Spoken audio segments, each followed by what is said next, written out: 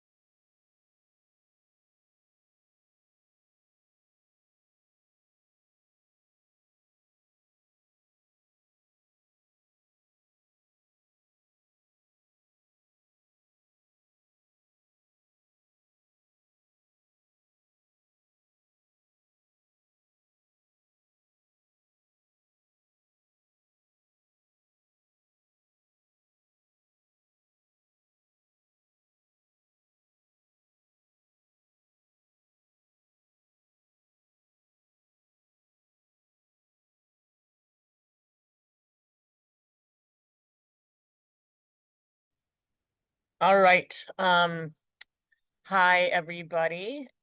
Excuse me. This is Paula Crespo of the Pratt Center for Community Development, and my colleague Tara DeVivier and I are the facilitators of the CAG, in case you've forgotten. But it's nice to be here. Again, welcome to the May meeting, and I will pass it over to Ethan. I just wanted to double check that we're recording. Yes, it's streaming to Facebook, which then I download and put up for the recording. Awesome. Thank you. We had just already had one community member who wants to watch the recording back, so I just Mhm. wanted to check. Thank you. Hello, everybody. I will go ahead and share my screen. Oh, I have to request. You Thank got you. it.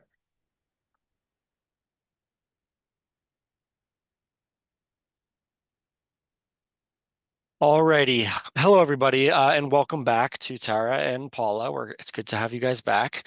My name is Ethan Kraft. I am here on behalf of the Department of Design and Construction.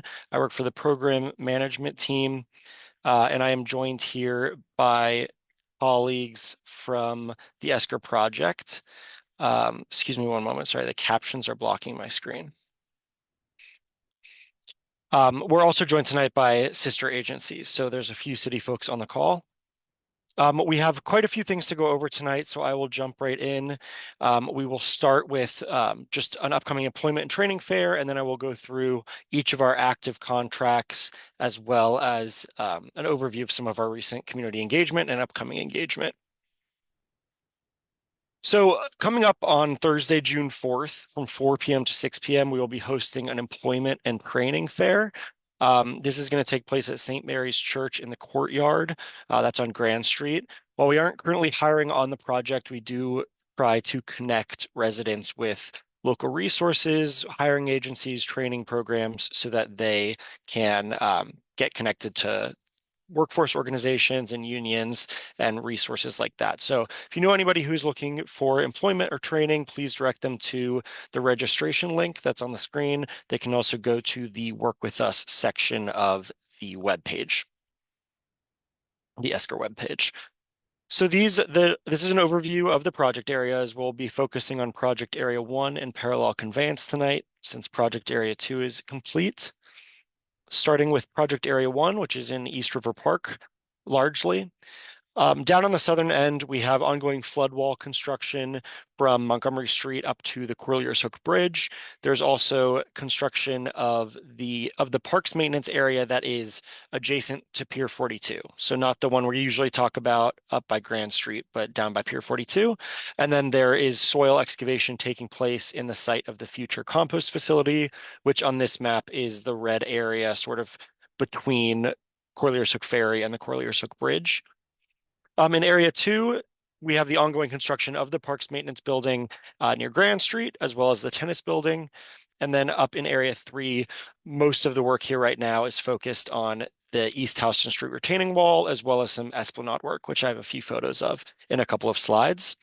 In Area 4, we have deep sewer work and flood wall installation, as well as esplanade reconstruction. Area 5 is largely focused around Jacob Riis houses. We have ongoing utility work in both of the little red slivers that you see in that box on East 10th Street and then on the north end of the property. We're also preparing for the construction of the East 10th Street Bridge and the East 13th Street flood protection. And I have a lot more detail on those coming up. In Area 6, that is our mostly open area of the park. There is some spring planting that's going on in the open area. There's also spring planting going on in the closed areas south of the amphitheater and in Area 3. And then throughout the project along the FDR Drive, we have various lane closures, especially in the area up north where we are beginning to prepare for the flood protection and the East 10th Street Bridge. So focusing in on the East 10th Street Bridge a little bit, we are currently awaiting Con Edison to complete work on East 10th Street so that we can get mobilized for this work. Unfortunately, we don't have control over their schedule. That's why we haven't been able to set a firm date for the start of pile installation here. That's why our estimates kind of shift from meeting to meeting. But we are working to get a specific timeline once we have more definitive information from Con Edison. That being said, at this time, we anticipate the work and staging area for the bridge to be in place early to mid-June, pending coordination from DOT, NYPD, FDNY, and NYCHA.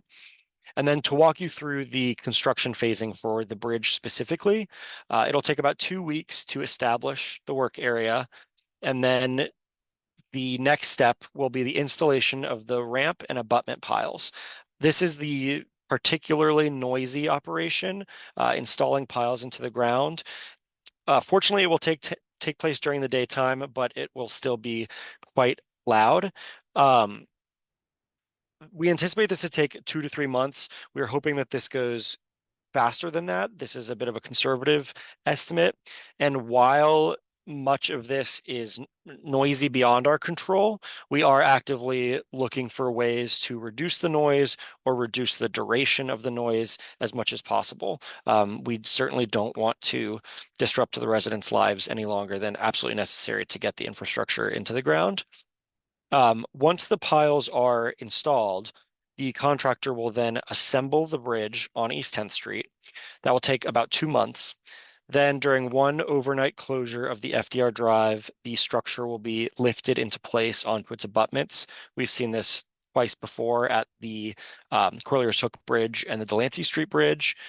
And then after the bridge is in place, they will begin to construct the ramps, and that will take approximately 6 to 7 months. So all told, it will be about a 12 to 14-month process. But again, we are hoping that moves faster. Throughout this period, building access will be maintained at all times. There will be times that the FDR Drive service road access will be limited to it in order to ensure the safety of the public and of workers, as there will be equipment in the road at times.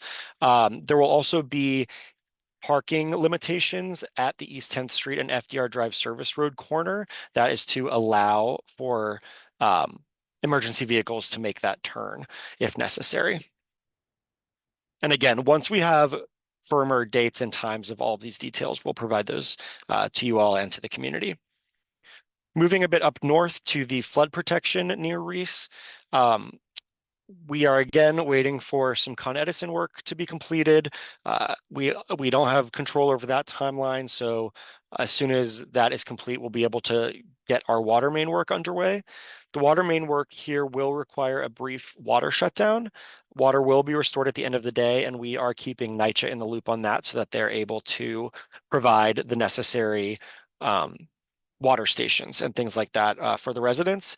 And as always, we will provide 72-hour notice before the shutdown in English, Spanish, and Chinese. So getting into the actual construction of the flood protection itself, on either side of the FDR Drive, there are above ground flood walls.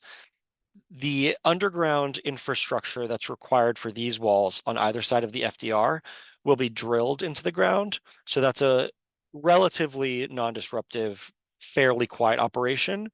However, the infrastructure that is crossing the FDR Drive, where the floodgates will go, this is going to be a noisy and disruptive operation as those piles are driven into the ground. We do have noise monitors in place, and as I mentioned, we're exploring additional mitigation opportunities to reduce the strain on residents. Unfortunately, this work is required by the Department of Transportation to be performed at night. We did ask if we could have daytime hours for this. And I believe at last month's CAG, we were asked for sort of DOT's rationale. We reached out to them about that, and I'll have more information on a few slides from now. So again, some of this timeline is a little bit uncertain because of Con Edison, but currently we anticipate this work in this area to get underway in early to mid-June. And again, once those dates are confirmed, we'll provide those to the CAG, the community, and we will post them to this dedicated webpage that we have set up for Reese residents specifically. Okay, moving on to some of the construction photos from throughout the site. On the left, you can see a photo of the East Houston Street retaining wall coming along. This is formwork for the concrete to be poured. You can also see some of the rebar in that area. And then the photo on the right is the Parks Maintenance and Operations building near Field 7. So that's towards the north end of the site. We are often talking again about the M&O building at Grand Street, but there is a small facility the south near Pier 42 and another larger facility up north near Field 7.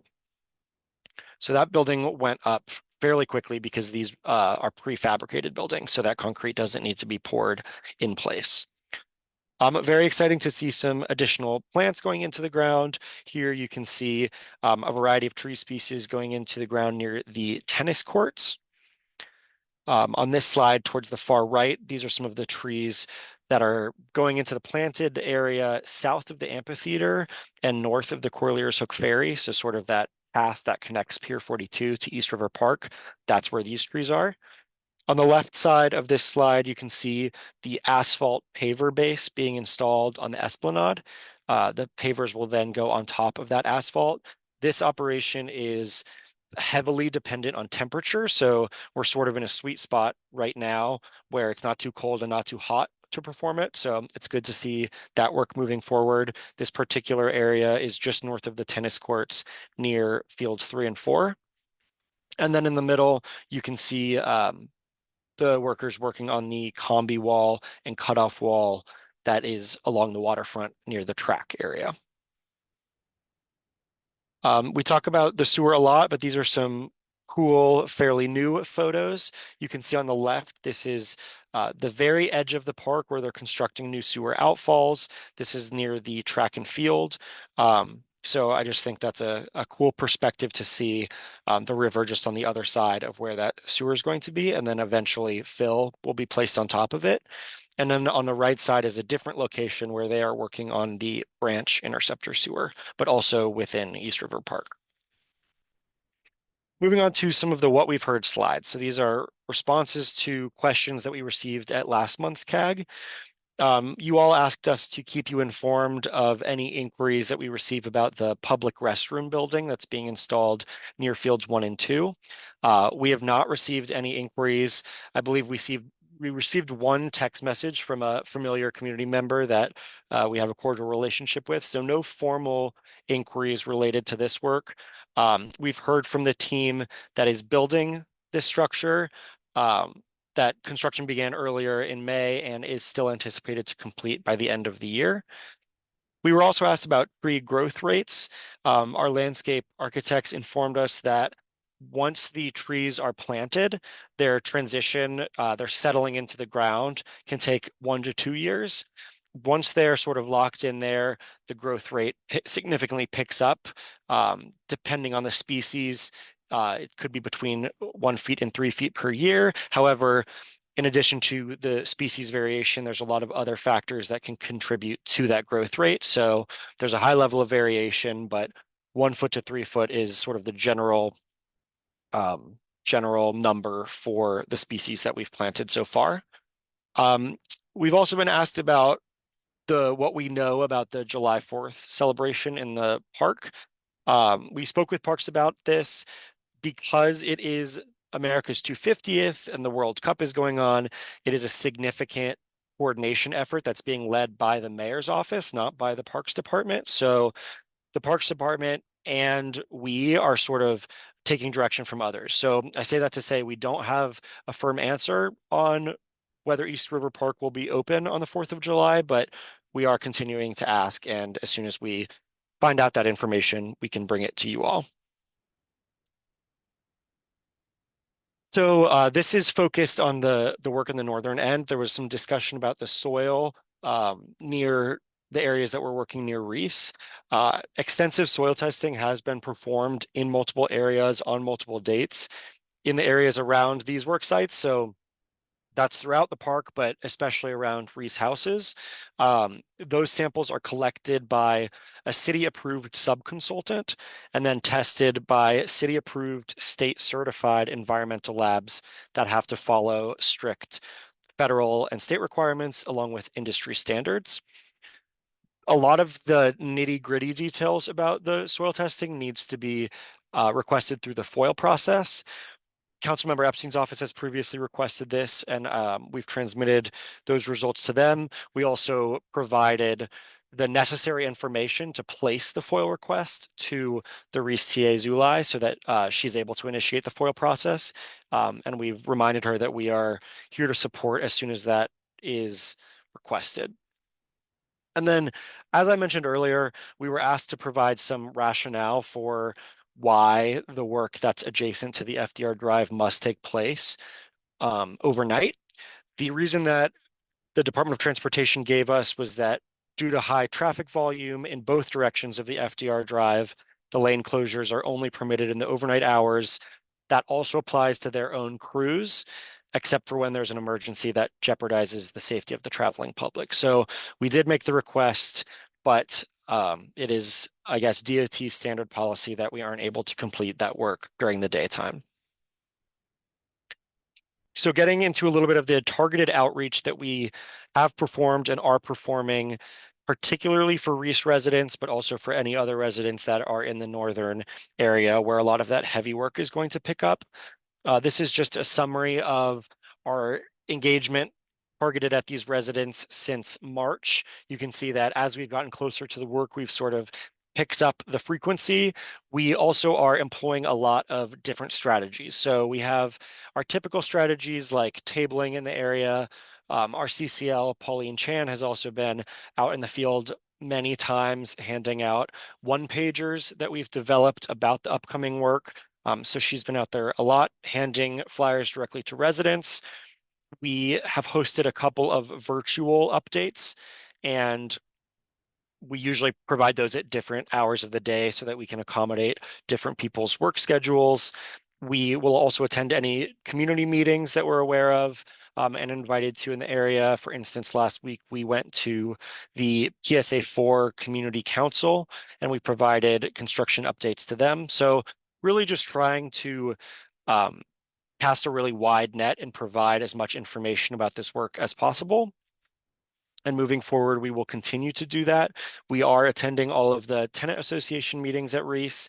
And as we get more firm schedules for some of those construction activities I talked about, we will schedule additional virtual meetings for Reese residents. Every time we hold one of those virtual meetings, we record and post the slides to the website. So if anyone can't make it live, they can watch it back later. I also mentioned the dedicated web page that we have for the night work in this area, so we will continue to provide updates there. And then we do coordinate with NYCHA when possible to send email blasts directly to Reese residents. We appreciate any support that elected officials are able to provide in communicating project updates to residents. I know many of you are also on the CAG because you represent larger groups in the community. So any help you can provide in sharing these resources with the community is very helpful. It's all about maximizing awareness so that even when there's times when we can't mitigate the noise entirely, at least people have some awareness in advance. So shifting into the call for art, which is our second big call for art on the ESCR project. We are launching this. You can see the panels in this photo are actually currently on the East Houston Street ramp, but the artwork itself was delivered during the first call for art back in 2022. So this time around, we are focused on the northern area. We're inviting community members to submit visual artwork that we will consider for printing on the construction fencing. This will be the construction fencing primarily at East 10th Street. So the fences that surround the bridge construction, that's where we will be posting this art. Our emphasis is towards residents of NYCHA Reese. Of course, we want everyone to feel included and we want residents from all over to submit, but given the disruption and the presence that we have near NYCHA Reese, we are focusing a lot of our outreach on those residents. This is open to all ages, all skill levels. So any artists you know, please encourage them to submit something. The themes that we have selected for this call for art are what stories, cultures, and identities make New York City's waterfront unique, as well as what does climate resiliency mean to you? Of course, artists are welcome to submit anything of their choosing. Those are just meant to sort of guide people and prompt folks who want it to be connected sort of to the project. We can do digital submissions. So if you would like to submit digitally, you can email our CCLs at escrccl1@ddccr.com. Our flyer, which is, there's a screenshot of it here, is translated in English, Spanish, and Chinese. This website link and QR code, it's on, the flyer is on that web page. So if you want to take a look at it there, you can. We have a deadline for submissions that's just a little under 6 months. I guess it's about 5 months from now in October 16th, 2026. And then I mentioned the digital submissions. We do have physical drop-off locations. Pauline just dropped these off today. The one on the left is in the Reese Management Office, and then the right side is in the Tompkins Square Library. So look out for these boxes, and please encourage anyone you know that has any artistic ability or doesn't to submit their art, and we will certainly consider printing it on the mesh. And then there are a few requirements for digital submission. So I would encourage everyone to just go to the website where they're spelled out a little bit more clearly. They're also on the second page of this flyer that's pictured here. Moving on to environmental reporting for Project Area 1. Our air quality monitors are still in the same place that they were the last couple of months. April was an okay month. We had quite a few alerts that were below the 30-minute mark, a few that were longer duration. In each of those instances, we applied dust suppression techniques anytime it was caused by construction activity. As the weather gets warmer and the air tends to get a little bit drier, the wind picks up, we know that dust can also become a greater issue. So we have reminded the contractor of that, and we'll continue to make sure that they are applying the necessary mitigation techniques to keep the dust down. Moving on to parallel conveyance. These are our 6 locations for the parallel conveyance project. I will go through locations 1 through 4 in greater detail on the next couple of slides, but the south side of the Williamsburg Bridge sewer installation is complete. So that was one of the bigger updates since the last CAG. And then in locations 5 and 6, especially 6, we expect much of that work to pick up this summer. So as we get some more details on those impacts and timelines, we will provide them in future updates. So beginning in Corlears Hook Park, the test pits and subsurface investigations, which includes, determining the strength of the soil, determining what's in the soil, as well as locating any utilities that aren't mapped accurately. Some of those, most of those are complete. We are still coordinating the next 3 steps, which include utility work, relocating the utilities to get them out of the way, and then the parallel conveyance sewer installation and water main installation. So once those get scheduled, we will provide an update there. We still anticipate that construction of the playground and turf area to begin by the end of this year. Moving a bit further north to the areas around the Williamsburg Bridge, I mentioned that on Delancey Street South and Lewis Street, the PC sewer is fully installed. So essentially all of our activity south of the Williamsburg Bridge is complete there in that area. We still will need to do final restoration in the future. Delancey Street North is moving forward. Water main in this area will come after the PC sewer is installed, and we anticipate completion of the parallel conveyance sewer on Delancey Street North to be completed mid-July. And much like the southern portion, final restoration will be scheduled at a future date. They'll likely be scheduled together. Finally, at East Houston Street and Columbia Street, the parallel conveyance sewer installation has picked up here. So they're starting those deep excavations to install the sewer in this area. And then, as with the other locations, when the PC sewer is complete, there will be final restoration. There is no water main to be installed in this area. Some nice deep photos from parallel conveyance. On the left side, this is just sort of an above shot. You can see some of the supports that are supporting the existing sewer that runs at the bottom of this trench. And actually on the far right photo, you can see the live sewer running through the pipe there, but the structure that is being constructed around it is new. In the middle, you can see the precast concrete being lowered there. This is essentially a large, deep manhole that is connecting the new parallel conveyance sewer to the existing sewer. So the parallel conveyance sewer will be several feet above what you see in these photos, and there will be a pipe that connects it to this. Okay, so that's it for parallel conveyance. Just to give a very broad overview of some of our upcoming meetings. As I mentioned, we'll be at the next TA meeting for REIS. That's on Tuesday, June 9th. We are also presenting at CB3 Parks on June 11th. And finally, our next CAG is slated for Thursday, June 25th. So with that, I am happy to take any questions.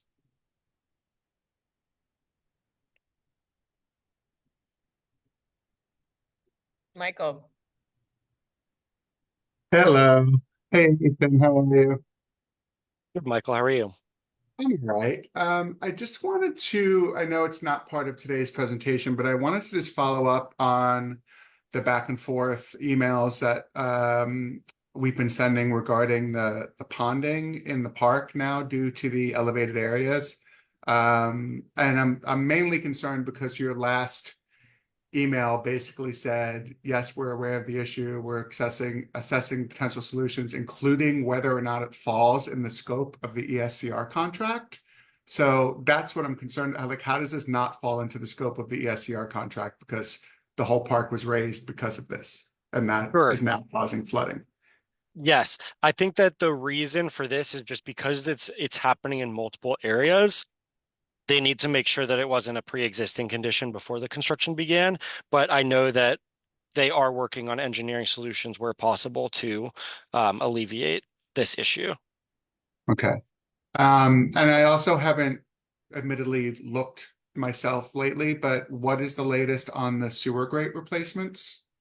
The last update I heard was that it should be the end of this month. It is the end of the month, so let me get back to you to see if that is still accurate. All right. Thanks, Ethan. Appreciate it. Thank you, Michael. Wendy, you are up. Hi, how are you doing? Hi, Wendy.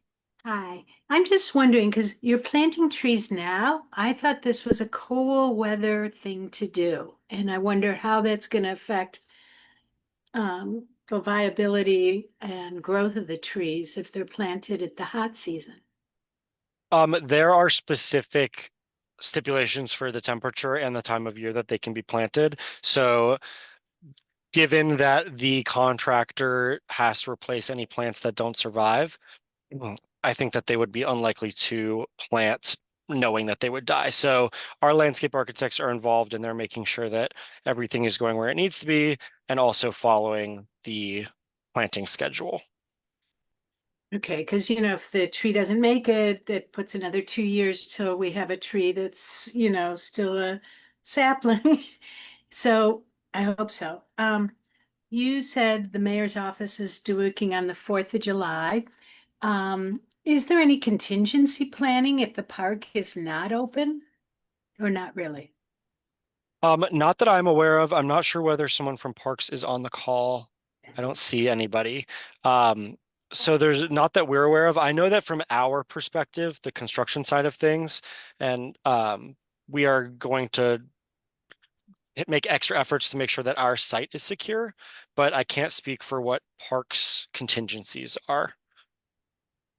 Okay, because I think it would be very disappointing for community members not to have access to the park, and it's a several day long event. It's not just one day this year. Certainly, I know that it's on Parks radar. We spoke about it in our internal meeting this past week, so I think that they are just as eager as you to receive guidance. Okay. And then I wanted to ask about the turf in Corliers. Is that entire field being replaced again? Wasn't it just replaced a couple years ago? I know that we will restore what we have taken. I'll have to find out if the full turf is being replaced or just the area that we've taken. Michael, I'm not I sure if you.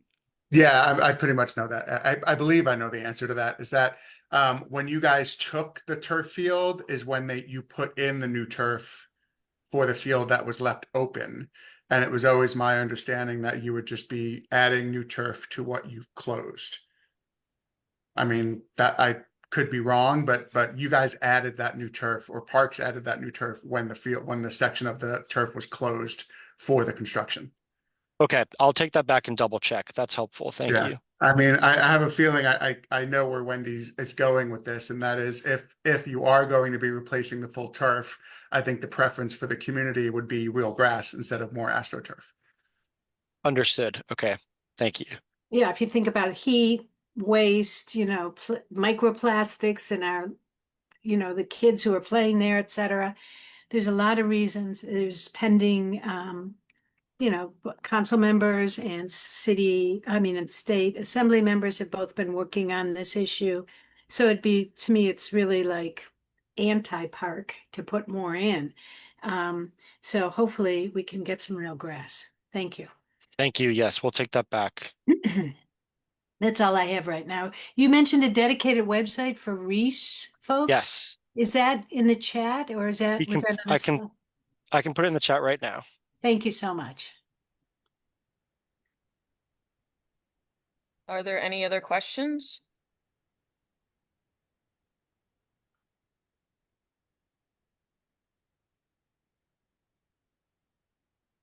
All right, I guess not. Thank you, Ethan. Thank you all.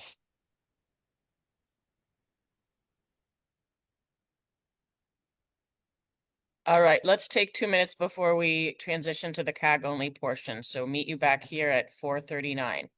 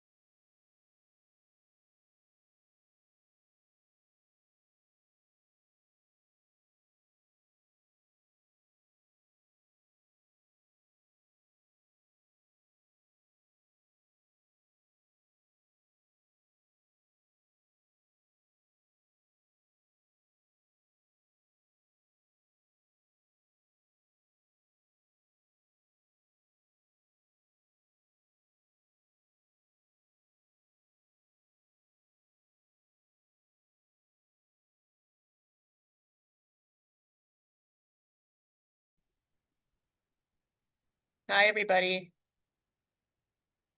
Hello. How's it going? Living the Lots of honking. dreams. Good. Lots of Good. honking here. Pardon me? Oh, lots of honking here, so I'm going to keep my Oh, sound off. I feel you. That's the story in my neighborhood. All right. Well, I don't have an agenda, so I'm just going to open up the floor to see if anyone wants to bring anything up.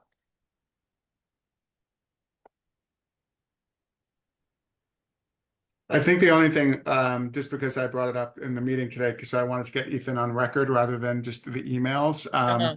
For people that are not aware, we are having ponding issues in Corliers because of the raised structure now. Because they didn't put sewers where they should have put sewers, all of the rainwater now just pours down the hill and pools where the hill meets the flat land, and it just stays there for days until we do something about it. So That's going to be nice at mosquito season. yep. Interesting. And so that's right next to the drive where it ponds. No, it's not next to the drive. It's literally inside the park on both. You know how the park has the center lawns and there's two pathways on either side of the lawns? It's Yeah. both of those pathways that get flooded now whenever it rains, because the rain just rolls down the hill from the flagpole area and has nowhere to go. So it blocks the entryway to the dog run and then the other path on the other side. Not good. Marty. Hey everyone. Oh,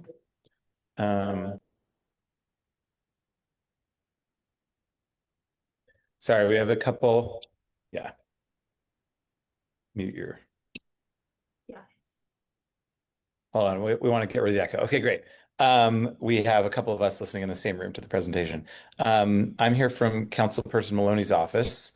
And this is very unspecific, so I apologize. But I was handed a note from someone that a constituent had raised concerns about graffiti on the project and said there was like a lack of maintenance. I apologize that whoever handed me this note, I didn't have a location in mind for you guys. So I realize this is extraordinarily unhelpful, but would love to just follow up with the constituent on a general basis in terms of, I'm sure, you guys, what awareness do you have of that issue? Any remediation efforts? Any sites that you have been aware of? That kind of thing, with graffiti in particular. Hey, hi, I'm Diane.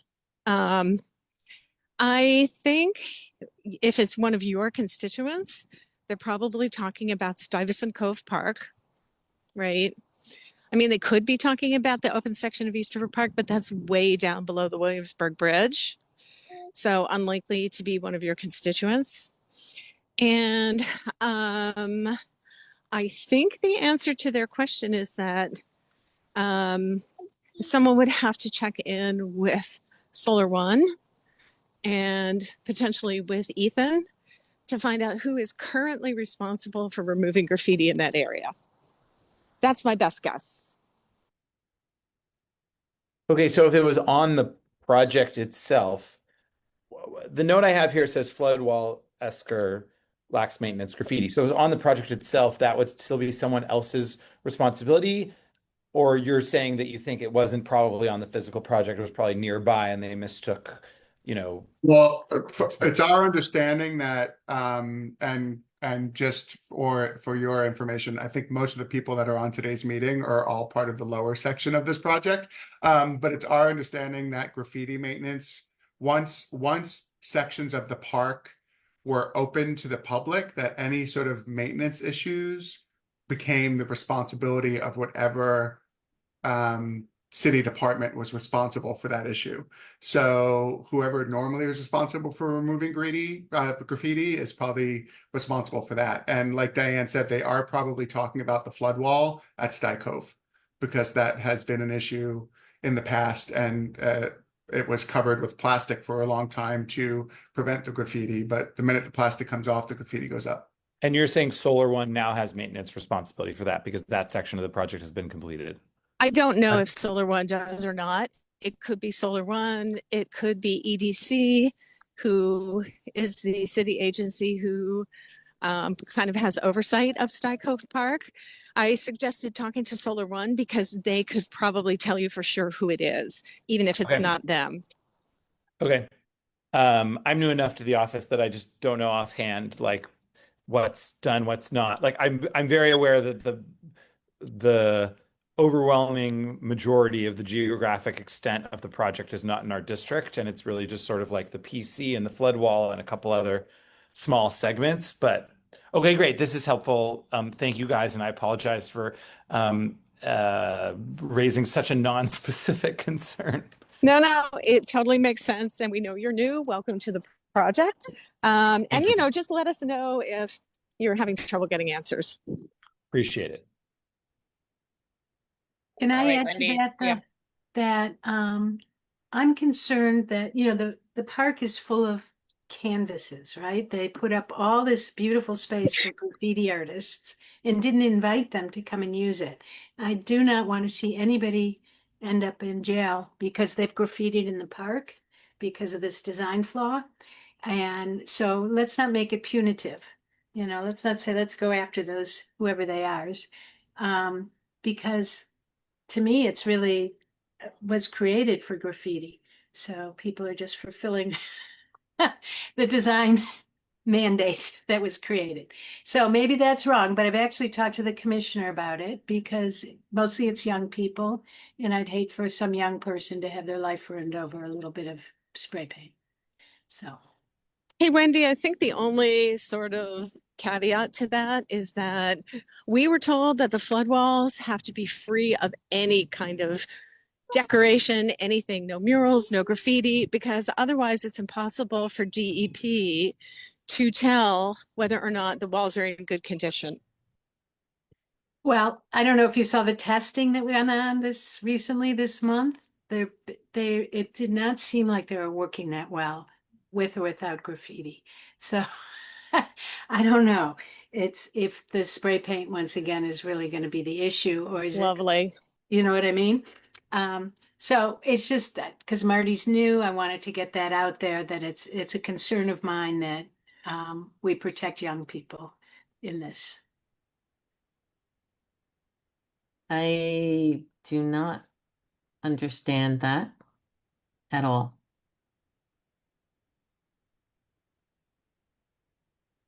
Is that Io speaking? Yep. So you think everybody should get in big trouble? I don't have an opinion about how the city should respond to this, but I don't think the CAG overall wants to say if somebody is graffitiing the park, we want, we're okay with that. Because we're not okay with that. I'm not saying I'm okay with it. I'm just saying that Right. But I don't think we have an but, individual should go to jail for it. Well, I don't know about jail or anything else. I just know that, a lot of effort and time, both on the project's side and on our side over the years, has been devoted to this, getting this done. And I'm not sure that I'm okay. You can have your opinion, but the CAG itself does not have a blanket opinion that on how city agencies respond to people who are defacing the park's property. That's all. I do understand why you were saying that, though, Wendy.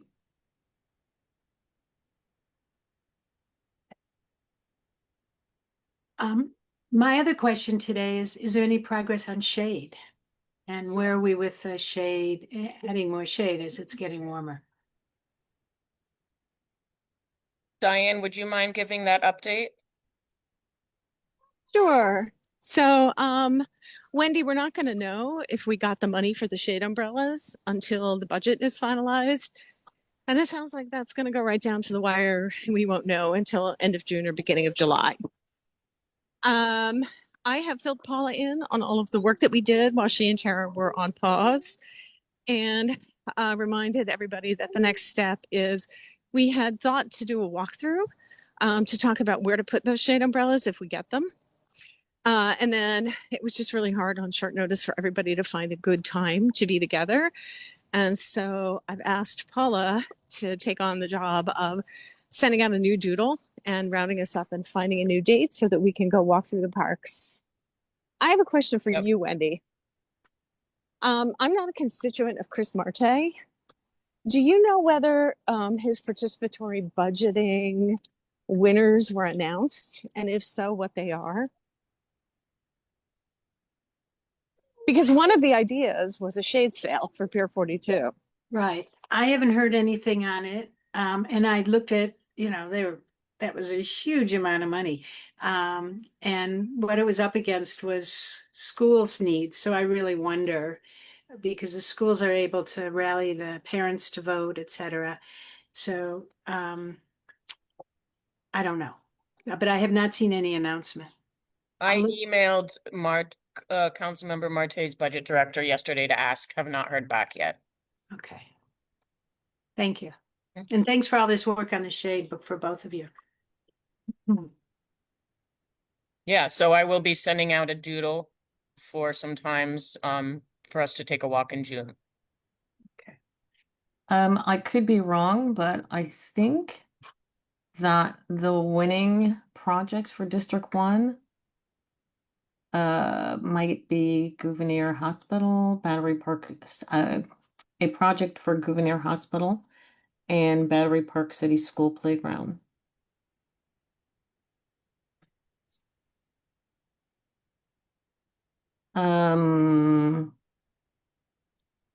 And they included some others as well, but you're asking about umbrella shades or other shade projects that were part of his budget? I mean, I'm sorry, part of his selection. I think the only shade in his selection was that $1 million shade sale for Pier 42. Okay, let's see.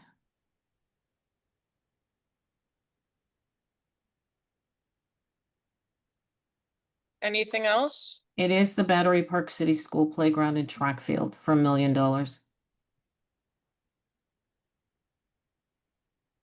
Okay, thanks, Io.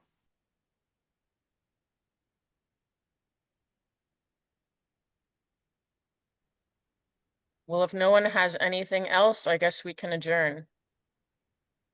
Thanks, Paula. Yeah, thanks to you. Thanks, everyone. Have a good Thanks, night. Paula. Welcome back. Thanks. Thank you. Keep your eyes Bye. peeled for the doodle. Bye, everyone. Bye. Thanks.